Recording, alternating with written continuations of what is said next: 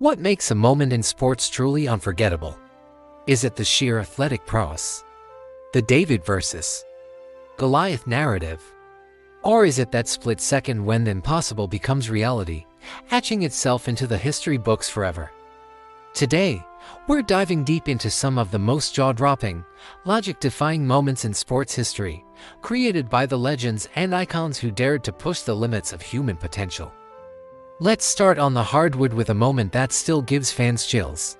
Game 6 of the 1998 NBA Finals. The Chicago Bulls versus the Utah Jazz. The clock is ticking down. Michael Jordan, already a living legend, has the ball. He drives right, crosses over Brian Russell, and moves so slick it's still debated today, and rises up. The shot is pure. Nothing but net. It wasn't just a game winner, it was the last shot. It sealed his sixth championship and capped off one of the most dominant dynasties in sports history. The image of Jordan, arm held high and follow through, is pure art, a perfect farewell from the greatest to ever play the game. From the court to the track, let's talk about speed. The 2008 Beijing Olympics. Usain Bolt is in the 100-meter final. The world is watching. The starting gun fires, and Bolt explodes from the blocks. But what happens next is what makes this moment truly impossible. With about 20 meters to go, comfortably in the lead, he starts celebrating. He looks to the side, thumps his chest, and cruises across the finish line. Not only did he win gold, he shattered the world record. He ran 9.69 seconds while actively slowing down. Commentators and physicists were baffled. How fast could he have gone if he'd run all the way through? It was a display of dominance so absolute, so audacious, it redefined what we thought was the peak of human speed. Now, let's head to the soccer pitch for a moment of divine intervention, or perhaps divine controversy. The 1986 World Cup quarterfinal, Argentina versus England. The score is tied 0-0. A high ball loops into the English penalty area. The much shorter Diego Maradona leaps into the air with goalkeeper Peter Shilton. Suddenly, the ball is in the back of the net. The referee awards the goal. The English players are furious, claiming a handball.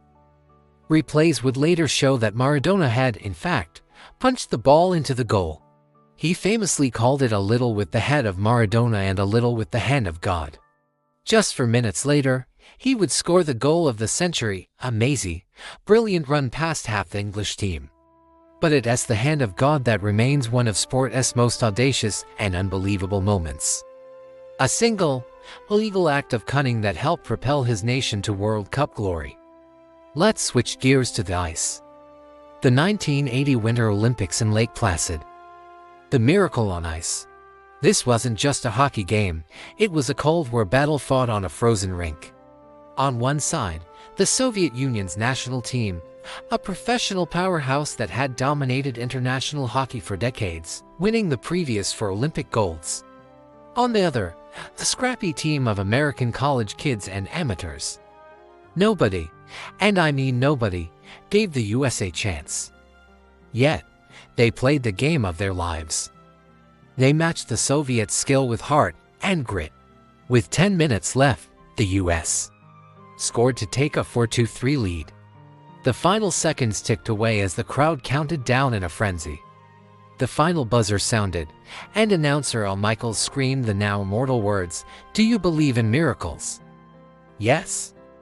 It was more than an upset.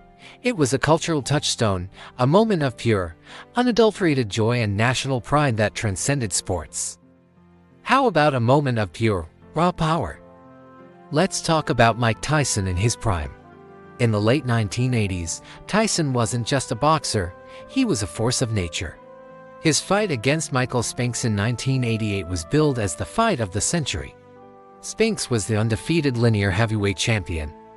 Tyson was the terrifying knockout artist. The hype was immense. The bell rang. 91 seconds later, it was over. Tyson had dismantled Spinks with a terrifying flurry of punches, knocking him out in the first round. It wasn't just a win, it was an execution. People had paid top dollar, gathered at parties, and tuned in from all over the world to watch, and it was over before many had settled into their seats.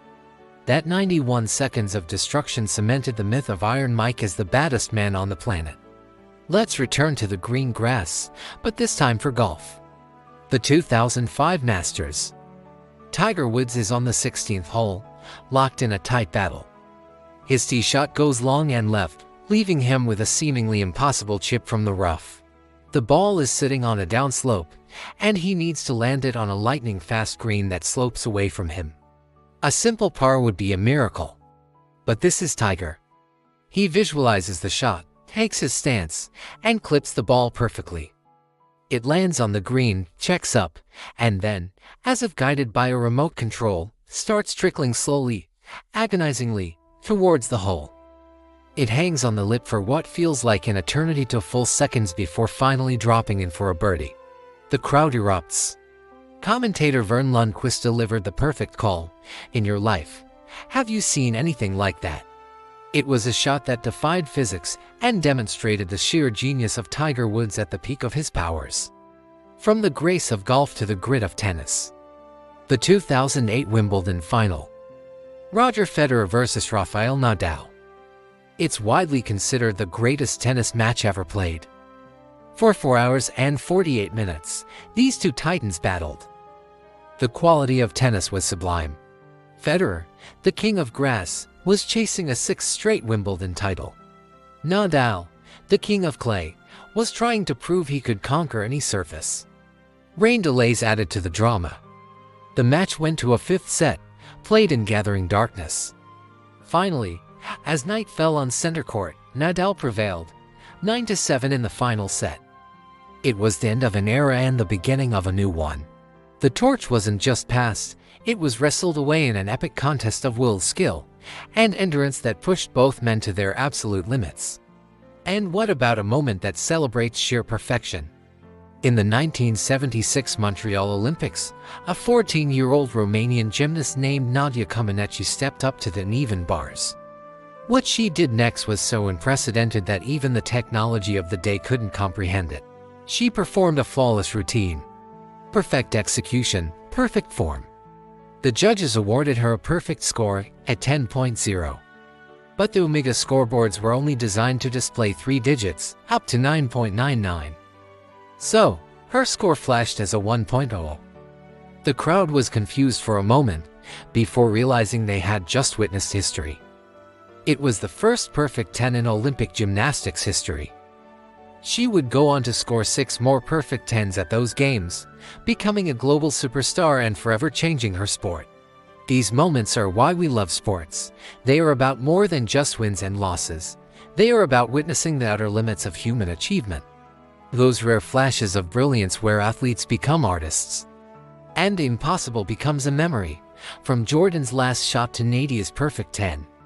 These legends didn't just play the game, they changed it. They created stories that we will tell for generations. What are some of your favorite impossible sports moments? Let me know in the comments below. Thanks for watching. And if you enjoyed this trip down memory lane, don't forget to like and subscribe for more.